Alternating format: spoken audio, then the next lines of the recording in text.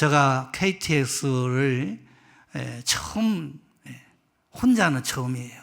지난번에 와서 아내와 탔는데 저는 길을 가면 늘 아내가 인도를 해요. 아내 쫄쫄 따라다닙니다. 뭐 표를 끊는 거나 다 아내 뒤를 따라가는데 이번에는 혼자 이래 왔잖아요. 아내가 못 믿는 거예요.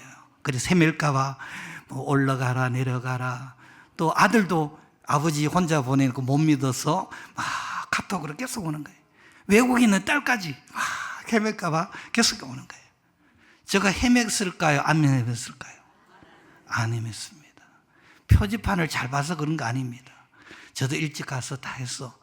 보니까 2시 33분에 그 포항 가는 게 7번 게이트로 가더라고요.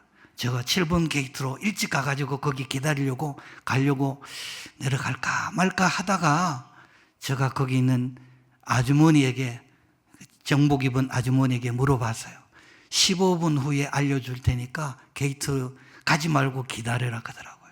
저는 거기서 그래서 기다렸어요. 그런데 어떤 부부가요, 먼저 내려가서 막 오랫동안 기다렸는 거 봐요. 당신 때문이나 너 때문이나 막 싸우더라고요. 그래서 저는 물어봤기 때문에 머리가 똑똑하거나 영리한 게 아닙니다. 저는 카톡에 딸에게 아빠 참 똑똑해, 안 헤맸다 이랬는데 똑똑해서 안 헤맨 게 아니라 저는 물어봤거나요.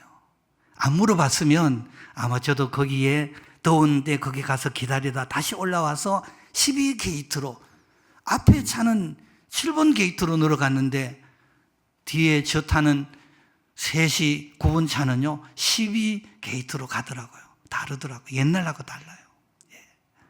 여러분도 잘 모르면 물어보세요. 교회에 그 신앙생활 하다가 아는 척 하지 말고 모르면 좀 물어보세요. 여러분들이 인생길 살다가 너무 힘들고 어렵고 절 잘 모르면 하나님께 좀 물어보세요. 기도하세요. 하나님 살아계십니다. 그런데 많은 사람들이 보면 하나님 믿는다고 하면서 하나님 없는 자처럼 살아가는 경우가 얼마나 많은지. 여러분은 그렇지 않나요? 저는 사역하면서 하나님을 섬긴다고 하면서 때로는 하나님 없는 자처럼 내가 고민하고 염려하고 두려워하고 할 때가 얼마나 많은지. 그래서 하나님 안 믿는 사람들이 하나님을 믿는 오늘 우리를 보면서 하나님을 못 느끼는 거예요. 하나님 없는 자처럼 사는 겁니다. 위기 때에, 어려울 때, 두려움이 찾아왔을 때 하나님의 사람들은 어떻게 살아가는지를 여러분들의 삶을 통하여 보여주는 여러분들이 되시기를 축원합니다. 모든 일에는 기본기가 참 중요합니다. 그 운동선수가 경기를 잘 안 풀릴 때는 새로운 기술이나 새로운 방법을 찾지 않고요, 기본기를 찾는 거예요. 예를 들면 골프하는 분들이 있잖아요. 골프 오늘 잘 안 맞으면요, 내가 그립을 잘 잡았는지, 어드레스가 잘 됐는지, 내가 힘이 좀 빠졌는지, 그런 거 하는 거예요. 그런 거는 기초근어요. 가장 기본적인 겁니다. 신앙생활에 오늘 우리는 가장 기본적인 것이 얼마나 중요하다는 걸 여러분들이 점검하면서 제자의 삶을 살아가는 여러분들 되기를 원합니다. 성경에는 보면 많은 질문들이 있습니다. 예수님께서도 제자들에게 많은 질문이 있는데 그 질문 가운데 참된 제자의 삶을 살아가는 오늘 우리에게는 3가지 질문을 꼭 우리는 기억하고 그 3가지 질문에 답을 해야 됩니다. 그게 뭐냐면, 첫째는 너희는 나를 누구라고 하느냐. 굉장히 중요합니다. 예수님을 내가 어떻게 고백하느냐, 이거는 중요합니다. 이 고백이 잘못된 고백은 참된 제자가 아닙니다. 빌립보 가이사라 지방에 이르렀을 때 예수님께서 제자들에게 사람들이 인자를 누구라고 하느냐 물으셨어요. 그럴 때 사람들이 대답이 뭡니까? 엘리야라 합니다. 예레미야라 합니다. 선지자 중에 하나라 합니다. 그런 대답을 하잖아요. 사람들은 그렇게 대답을 하지만은 너희는 나를 누구라고 하느냐? 그럴 때 시몬 베드로가 주는 그리스도시요 살아계신 하나님의 아들입니다. 그렇게 고백을 합니다. 이 고백을 들으시고 예수님께서 바요나 시모나 내가 복이 있도다 이를 알게 하니는 혈육이 아니요 위에 계신 내 아버지시다 그렇게 말씀하셨어요. 그리고 그 고백 위에 예수님의 교회를 세우고 예수님께서 너는 베드로라 하고 너가 이제 이 땅에서 풀면 하늘에서도 풀리고 이 땅에 매면 하늘에서도 매인다는 그런 말씀도 하셨어요. 오늘 여러분들은 주는 그리스도시요 살아계신 하나님의 아들로 고백하는 분명한 고백이 있기를 원합니다. 오늘 우리는 누구를 알려면 그 사람이 자기 자신을 어떻게 말하고 어떻게 소개하고 있는지를 보면 그 사람을 압니다.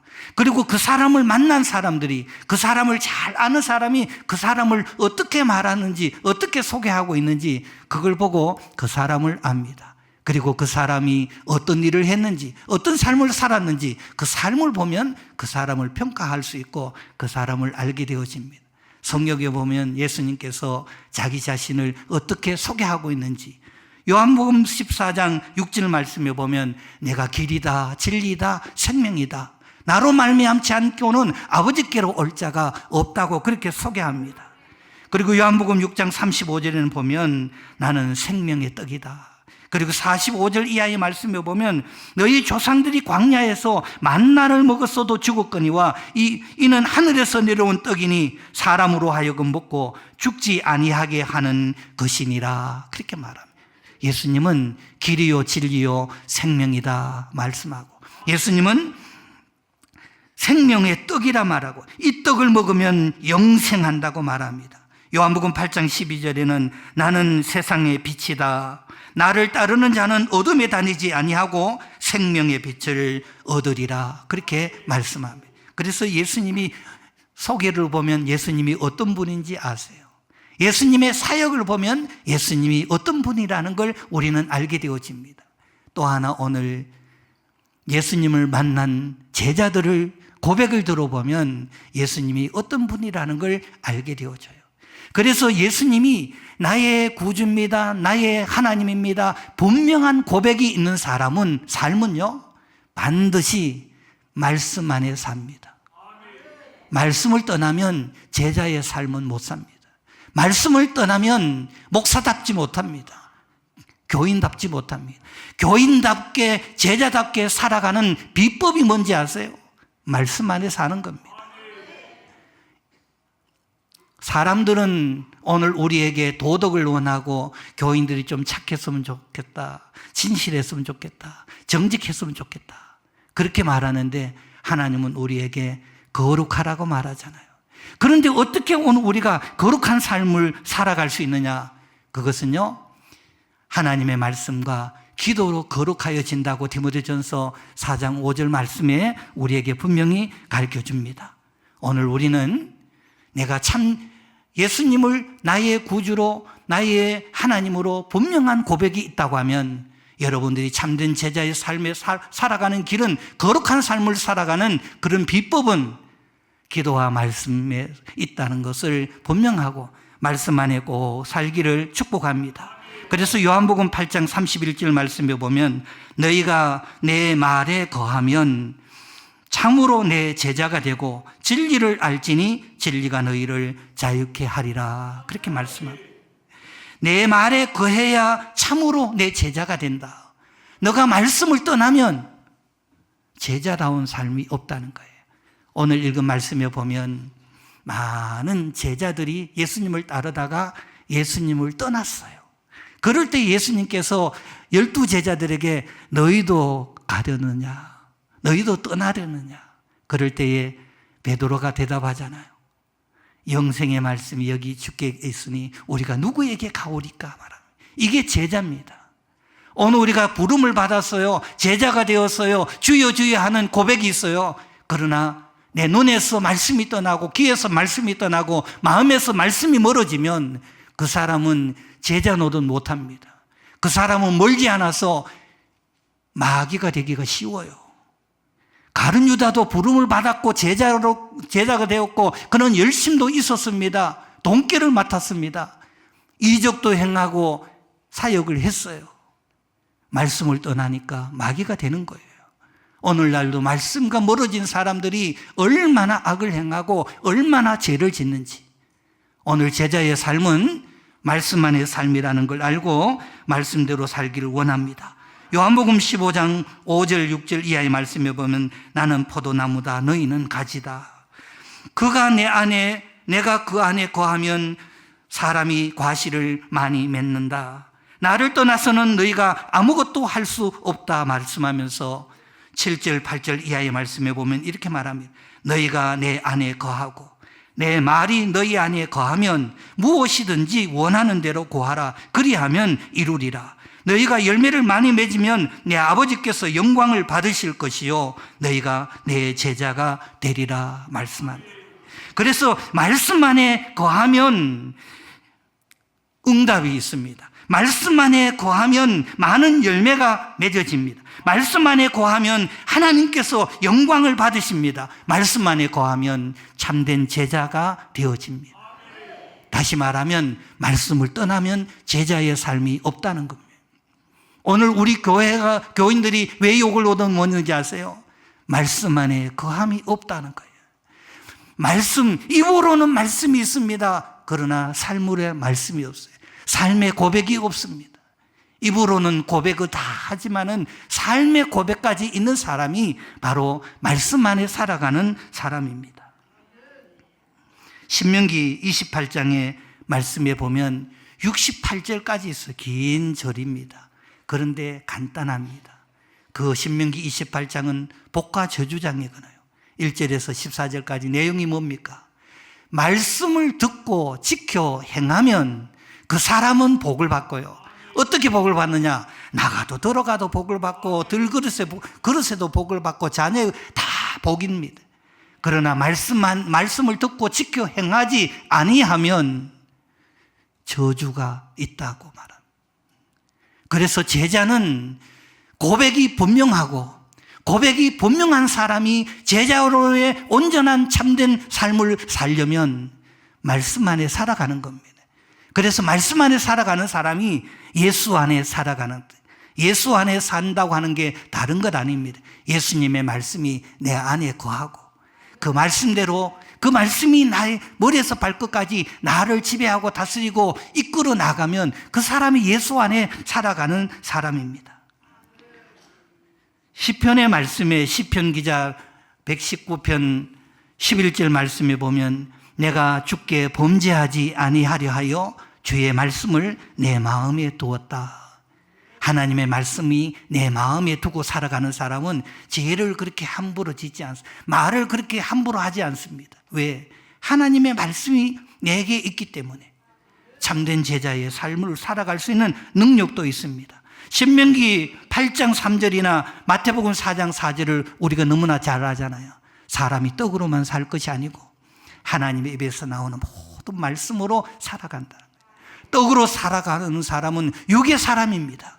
영의 사람은, 제자의 삶은 언제나 말씀으로 살아간다는 걸 우리는 알아야 됩니다.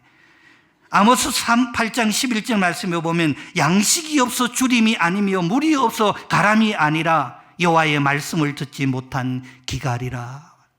오늘날 유튜브를 보면 설교도요 기가 막히게 하는 분들이 많더라고요.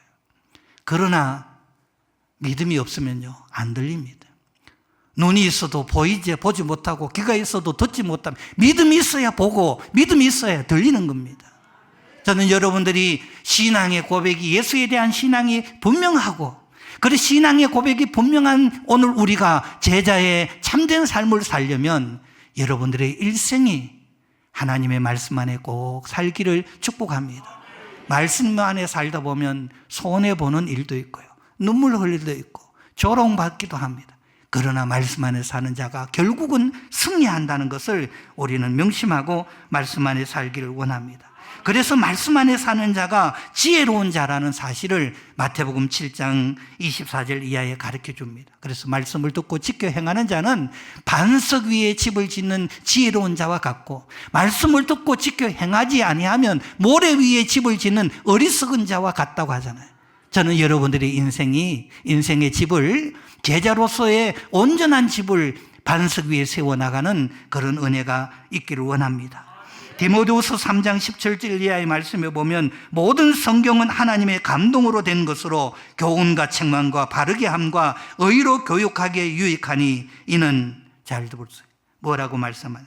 하나님의 사람으로 온전하게 하며, 하나님의 사람으로 온전케 되는 길이 말씀으로 살아가는 거예요. 그러면서 뭐라고 말씀합니까? 모든 선한 일을 행할 능력을 갖추게 하려 합니다. 오늘 우리는 선한 능력을 할 수 있는 게 뭐냐면 돈이 없어서 못하는 게 아닙니다. 머리가 없어서 못하는 게 아닙니다. 하나님의 말씀 안에 살아가면 선한 일을 할 수 있는 능력이 있어요. 교회에 다 선한 일을 할 수 있는, 밖에 나가서 내가 일터에서 선한 일을 할 수 있는 능력이 말씀 안에 살아가는 자에게 있다고 말합니다.